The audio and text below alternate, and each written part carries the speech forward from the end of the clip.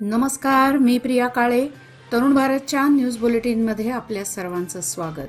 आता पाहूया ठळक घडामोडी. बेळगाव जिल्ह्यात गेल्या 4 दिवसापासून पावसाचा जोर वाढत चाललेला आहे व पुढील काही दिवस अतिवृष्टी होईल असा अंदाज हवामान विभागाने वर्तवला आहे.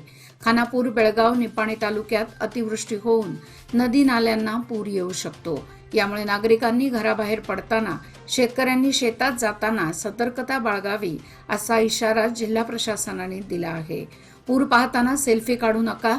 सखल भागात राहणाऱ्या नागरिकांनी तसेच नदीकाठच्या नागरिकांनी नदीच्या पातळीत वाढ झाल्यास तातडीने सुरक्षित स्थळी स्थलांतर करावे. नाले, नदीकाठच्या नागरिकांनी दक्ष राहावे. पाणी पुलावरून वाहत असल्यास पूल ओलांडू नये व पूर पाहण्यासाठी गर्दी करू नये. मोडकळीस आलेल्या व धोकादायक इमारतीमध्ये आश्रय घेऊ नये असा आदेश जारी केला आहे. मुसळधार पावसामुळे पाटणे फाटा ते तिलारी या मार्गावर ताम्रपणी नदीला पूर आल्याने संपूर्ण मार्ग पाण्याखाली गेला. त्यामुळे दोन्ही बाजूनी वाहतूक वाहनांच्या रांगा लागल्या होत्या. अशा धोक्याच्या परिस्थितीत काही वाहन चालकांनी पाण्यातून वाहने चालवल्याने मात्र वाहने अर्ध्यावर पाण्यात बुडून बंद पडली. पाण्याच्या वाढत्या प्रवाहामुळे वाहून जाण्याचा धोका निर्माण झाल्याने स्थानिक गावकरी व काही पर्यटक त्यांच्या मदतीला धावून गेले. सुदैवाने जीवितहानी टळली, मात्र वाहनधारकांनी सतर्क राहणे गरजेचे आहे. बेळगाव शहरातील केएलई हॉस्पिटल समोर सोमवारी जुनाट वृक्ष उन्मळून पडल्याने 3 वाहनांचे नुकसान झाले. या अपघातात सुदैवाने जीवितहानी टळली. राष्ट्रीय महामार्गाकडे जाणाऱ्या मार्गावर ही घटना घडली. वृक्ष विद्युत वाहिन्यांवर कोसळल्याने काही काळ वीज पुरवठा खंडित झाला होता. या घटनेची माहिती मिळताच अग्निशमन दलाच्या पथकाने घटनास्थळी धाव घेतली. दरम्यान झाडाच्या फांद्या छाटून मार्ग मोकळा केला.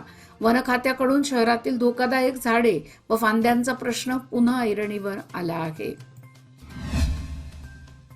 कर्नाटक महर्षी वाल्मिकी अनुसूचित जमाती विकास महामंडळ लिमिटेड मधील आर्थिक अनियमिततेच्या संदर्भात मंत्री व अधिकाऱ्यांनी राजीनामा द्यावा या मागणीसाठी कर्नाटक अनुसूचित जाती व वाल्मिकी संघटनेच्या वतीने आंदोलनाद्वारे करण्यात आली.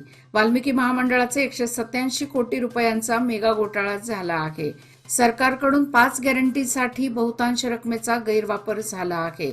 अधिकाऱ्यांना हाताशी धरून राजकारणी लोकांनी ही रक्कम हडप केली आहे. अशांवर कारवाई करावी अशी मागणी जिल्हाधिकाऱ्यांकडे निवेदनाद्वारे करण्यात आली. बेनकनहळ्ळी ग्रामपंचायतीच्या वतीने फॉगिंग मशीनद्वारे औषध फवारणीस सुरुवात करण्यात आली. गावामध्ये डेंग्यू व मलेरिया याची साथ कमी करण्यासाठी विविध उपाययोजना ग्रामपंचायतीद्वारे राबवण्यात येत आहेत. गावातील सर्व नागरिकांनी पाणी गरम करून प्यावे व आपल्या घराच्या आजूबाजूचा परिसर स्वच्छ ठेवावा. घरातील केर कचरा गाडीमध्ये द्यावा. गावामध्ये आठवड्यातून एकदा फ्री हेल्थ चेकअप कॅम्प ठेवण्यात येत आहे. त्यासाठी फ्री शुगर, बीपी व आरोग्य तपासणी करून स्वतःची व कुटुंबियांची काळजी घ्यावी असे आवाहन ग्रामपंचायत अध्यक्ष YM पाटील यांनी केले आहे. महिलांची शक्ती हीच समृद्ध भविष्याची निर्मिती. लोकमान्य घेऊन आले आहेत महिला उन्नती योजना, जी देते तुमच्या गुंतवणुकीवर 10% आकर्षक व्याजदर फक्त 500 दिवसांकरिता. किमान गुंतवणूक 10,000 रुपये. अधिक माहितीसाठी आजच कॉल करा 1800-212-4050. योजना फक्त महिला सभासदांकरिता. नियम अटी लागू. लोकमान्य, जिथे पैसे वाढतात आणि नातं वृद्धिंगत होतं. महादईला येऊन मिळणारे कळसा नाल्याचे पाणी कालव्याद्वारे मलप्रभा नदीत वळवण्यात आले आहे. हे कर्नाटकाच्या कृती प्रवाह समितीच्या निदर्शनास आणण्यासाठी गोव्याचे मुख्यमंत्री प्रमोद सावंत यांनी शनिवारी सायंकाळी त्यांच्या ट्विटरद्वारे माहिती दिली. त्यानंतर दुसऱ्या केंद्र सरकारच्या महादई प्रवाह समितीच्या सदस्यांनी कणकुंबीतील कळसा, चापोलीतील कोटणी डॅमसह नेरसेतील भांडुरा नाल्याची पाहणी केली.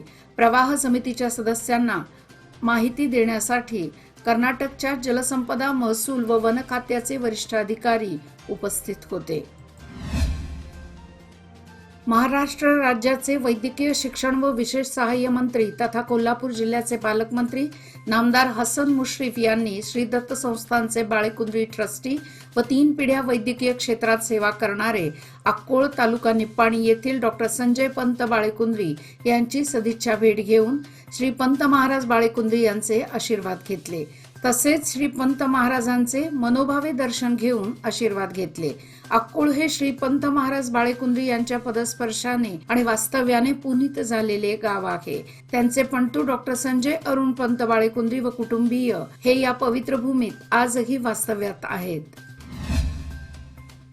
आजरा, आंबोली व पाणलोट क्षेत्रात होत असलेल्या मुसळधार पावसामुळे सोमवारी हिरण्यकेशीच्या पाणी पातळीत 2 फुटांनी वाढ झाली आहे. पाण्याचा प्रवाह वाढत असल्यामुळे रात्री उशिरापर्यंत नदी गल्ली नजीकचा बंधारा पाण्याखाली जाण्याची दाट शक्यता आहे. संबंधितांनी या बंधाऱ्यावरून होणारा नागनूर संकेश्वरचा जनसंपर्क थांबवावा अशी मागणी पुढे आली आहे.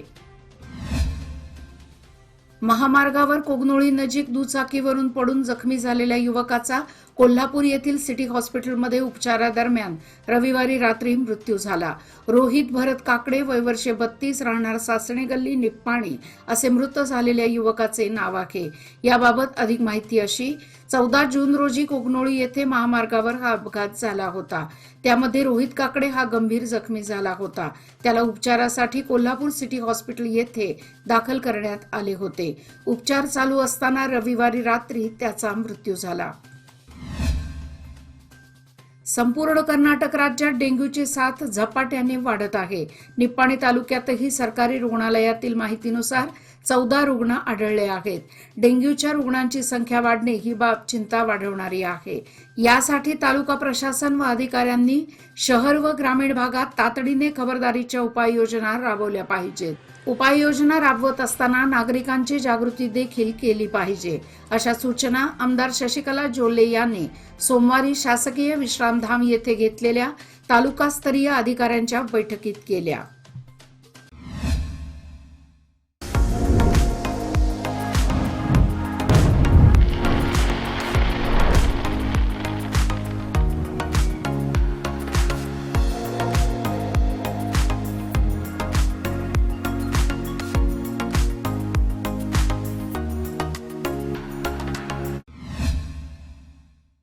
एकसंबा व सदलगा येथील मोरारजी देसाई निवासी शाळांना मूलभूत सुविधा पुरवण्यासाठी मागासवर्गीय कल्याण मंत्री शिवराज तंगडगी यांना निवेदन देण्यात आले असून लवकरात लवकर अनुदान मंजूर करण्याचे आश्वासन मंत्री शिवराज यांनी दिले आहे. तसेच देवस्थान जीर्णोद्धारासाठी 50 लाख तर स्मशानभूमी जागा घेण्यासाठी 1,27,00,000 रुपये मंजूर करण्यात आल्याची माहिती विधान परिषद सदस्य व कर्नाटक सरकारचे दिल्ली प्रतिनिधी प्रकाश हुक्केरी यांनी दिली. एकसंबा येथे पत्रकारांशी ते बोलत होते. याचबरोबर आजचे बातमीपत्र इथेच संपले. अधिक माहिती आणि ताज्या घडामोडी करता पाहत रहा तरुण भारत न्यूज चॅनल. तसेच आमच्या चॅनलला लाईक, शेअर आणि सबस्क्राईब करायला विसरू नका. आणि विश्वासार्ह बातम्यासाठी दररोज वाचा दैनिक तरुण भारत. धन्यवाद.